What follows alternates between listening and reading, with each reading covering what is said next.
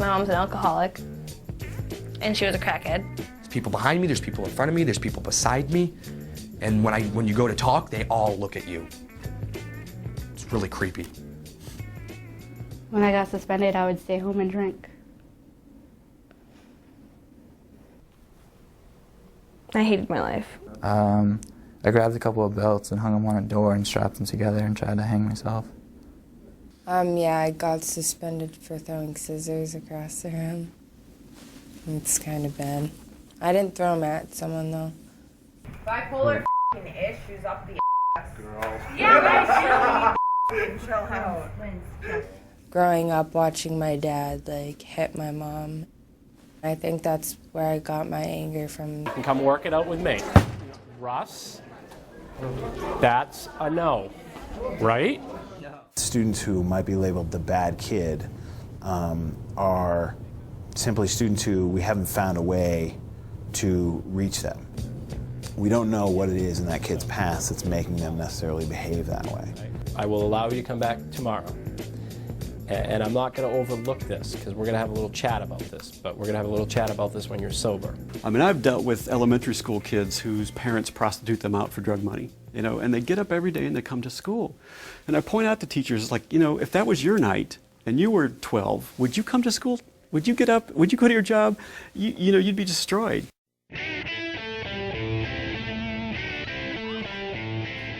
Walking into Somersworth High School, I knew that I was walking in my first year into a school that had one of the highest dropout rates in the state. My freshman year, some of my friends would come to school trashed. I was like, wow. I don't get how they could. And I don't get how teachers could not tell that they were drunk. Puking in class. Freshman year I came here. No one really helped me. They didn't really know my situation. Kind of didn't really care. So you could literally come in the door for 3 years, flunk every class, and no one would really say much to you. A girl in the grade younger than me was being told that because she was a nigger, she was going to be killed, her family was going to be killed. So it wasn't that I didn't like school. It was I didn't like the atmosphere of the school. I was always suspended. Always suspended. Detentions all the time. I lived in detention. Because it's stupid. Because it sucks. I would do anything for attention. That's what I wanted. I wanted to get in trouble. As unrealistic as that may sound, I wanted to get in trouble. Obviously, the way we're doing business for addressing behavior is not working. So how can we change that? This is a concentration and an ensemble. Teachers would always say, if they would only behave, I could teach them more.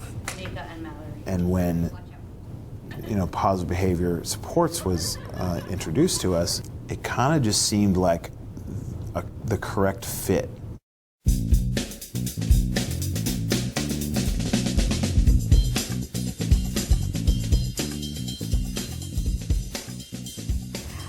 Gosh, hopefully I can come up with it.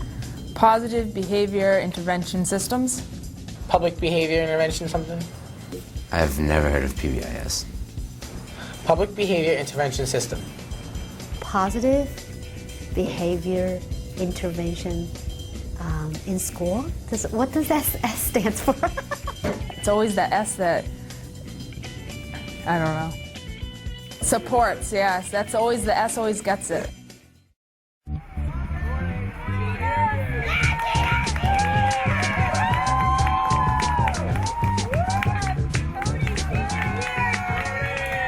The thing that I like about the PBIS structure is that you're not just going on feelings and what we think people feel like and what we think the students feel like and what the teachers want. Everything's data-driven. It's that notion on focusing on what kids should do instead. When you talk about behavior, it's all about don't do this. Talk about academics, it's all about do this. That shift in thinking from I'm going to nail you if you break the rule versus I need to teach you, and then recognize when you do that behavior is fundamental. That, in essence, in my mind, is really the process that we call school-wide PBS or PBIS. You don't have to rule with an iron fist, and I think the teachers are realizing that Vanilla s'il vous plaît. Merci, monsieur. The relationship between students and teachers is a lot more open. It's gotten over the years, and students aren't afraid of teachers as much. Can I have chocolate, please? Yes, you may. Nice job on the calf. Kids, if you stop them in the hallway, they would know the behavior expectations. Consistency, understanding one another, and teamwork are the 3 essential things to the PBIS system. It's an approach for organizing best practices. And then somebody says, well, what's that organization look like? We say that it's really a continuum of interventions. What do we have in place for all kids? What do we do with the kids who need a little extra? And what do we do with the kids who need something much more intensive?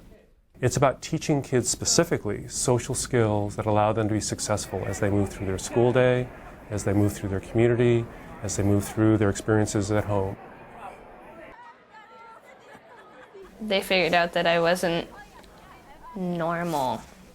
I don't know if you consider me abnormal, but I wasn't. Well, I don't want to call it disability, because I'm not disabled. I'm just mentally disabled. Kelsey, what's the agenda for today? You're asking me? I always ask you. Part of the renew process, your meeting. What do you want to work on today? What's the most pressing issue for you?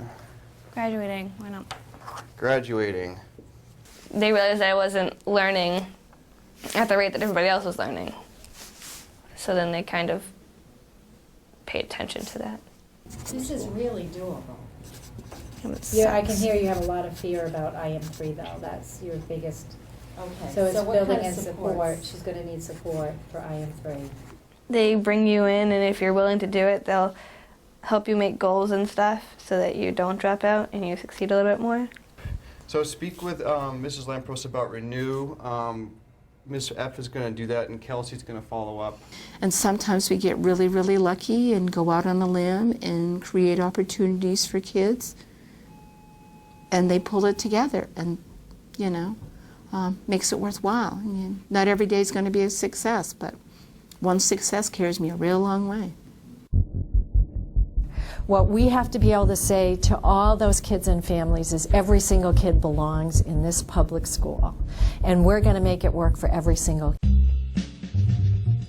Even though I was probably the definition of a bad student, the teachers, they just never stopped, which was good. They weren't just like, oh, you're a failure, dropout. Like, it wasn't like that. They wanted me to succeed. They cared about me. And then I realized that by the end of sophomore year, I was like, these people actually care about me, and I just don't care about myself.